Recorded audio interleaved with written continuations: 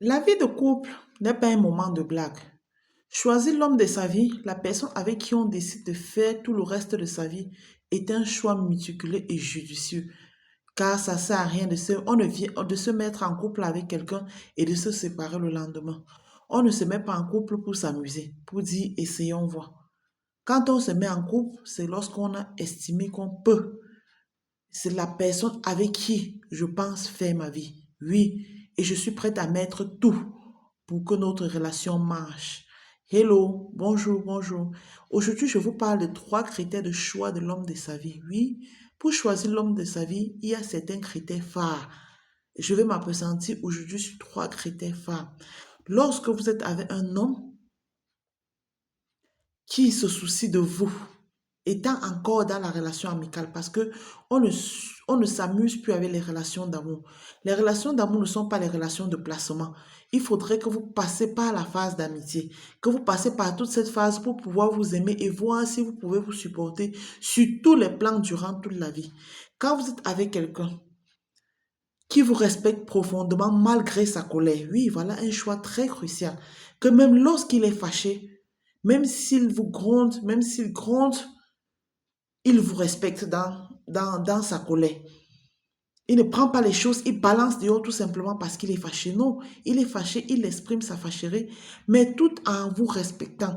Il ne part pas sur vous parce qu'il faut regarder cela. Parce que quand c'est comme ça au début d'une relation, vous pensez que c'est la blague. Sachez que quand vous sortez seulement avec un homme, s'il vous blesse, même si vous êtes en train de vous amuser et puis il se fâche, il vous frappe et il s'excuse par la suite. Sachez que c'est comme ça que ça va se passer lorsque vous serez en relation de couple. Ça sera même encore plus pire. Parce que maintenant, il s'excuse parce qu'il a peur que vous allez partir. Mais étant déjà dans le mariage, il se dit vous allez supporter et rester. Donc, c'est pourquoi je vous interpelle, les dames. Regardez cela lorsqu'un homme est en colère, lorsque vous mettez même votre gars en colère, comment réagit-il? C'est à partir de là, de ces gestes-là, que vous allez déterminer l'homme avec qui vous allez vivre. S'il vous respecte dans sa colère, il comprend que franchement vous avez fauché et il comprend que l'erreur est humaine et vous acceptez vos erreurs et ça passe. Oui, ça c'est un homme qu'il faut porter son choix sur lui. Un homme qui vous apporte la paix. Oui, un homme doit vous apporter la paix. Vous ne serez pas avec un homme qui va vous faire tout le temps réfléchir, réfléchir à tort et à travers. Toujours à vous mettre les idées dans la tête. Mais si monsieur, c'est pourquoi il est ici? Pourquoi il rentre à 22 heures? Il est avec qui? Il fait quoi? Toujours en train de vous réprimander, toujours en train de vous faire ci, toujours en train... Il occupe tellement votre esprit avec des mauvaises choses que vous ne parvenez pas à respirer ou à être heureuse dans un foyer parce que quand vous n'êtes pas en paix, vous n'êtes pas heureuse. C'est vrai que le mariage n'est pas un fleuve tranquille, mais on sait que les problèmes, c'est pour un bout de temps et ça passe. On n'appelle même pas ça problème, on appelle ça les différends. Les différends peuvent arriver et puis ça passe. C'est de ça qu'il s'agit. La troisième chose dont je voudrais vous parler, c'est que quand vous êtes avec un gars que vous pensez faire votre vie, il faudrait que ce gars soit un visionnaire, qu'il ait des projets, qu'il ait des ambitions. Si vous vivez avec quelqu'un qui n'a pas ce critère-là, franchement, ça ne vaut pas la peine. Parce qu'on trouve des gars ici dehors qui n'ont aucun projet, ils vivent au jour, ils s'en foutent du lendemain.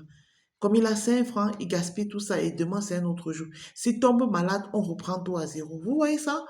Si un homme n'est pas ambitieux, parce que même celui qui fait le plus bas métier possible, en tout cas les métiers se valent même, qui fait même le monsieur qui ne rapporte pas beaucoup et qui se soucie au moins que demain je peux faire ci.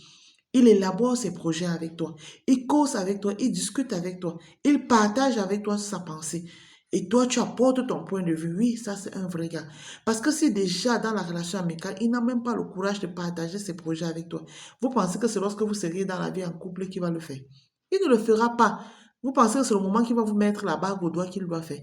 Il ne le fera pas. C'est pourquoi je te dis, regarde ces critères. Si ça ne va pas, il est temps d'arrêter.